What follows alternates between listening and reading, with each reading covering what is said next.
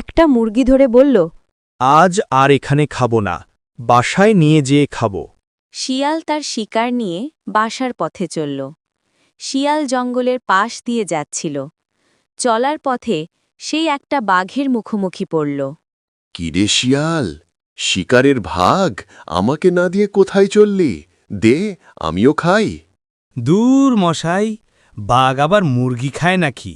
যত সব আজগুবি কথা। আর এটা হচ্ছে আমার শিকার, বুঝছ? আর ভাগ দিতে পারবো না। যাও, গ্রামের ভেতরে মুরগি ধরে নিয়ে এসে খাও। না, গ্রামে যেতে আমার ভয় লাগে।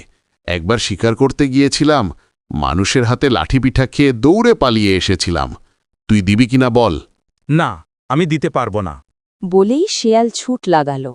তবে রে, তোকে যদি ধরতে পাই তোকে আমি খেয়ে ফেলব, দাঁড়া। বাঘ আর শিয়ালকে ধরতে পারল না। শিয়াল বনে কোথাও লুকিয়ে পড়ল। তার পরদিন সকালে চাষি মুরগিগুলো কম দেখে অবাক হয়ে গেল।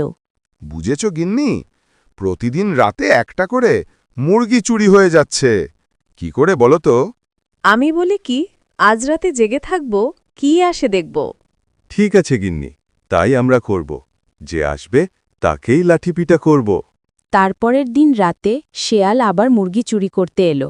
ওদিকে চাষি আর তার গিন্নিয়ত পেটে ছিল। ওহ, কি মজা!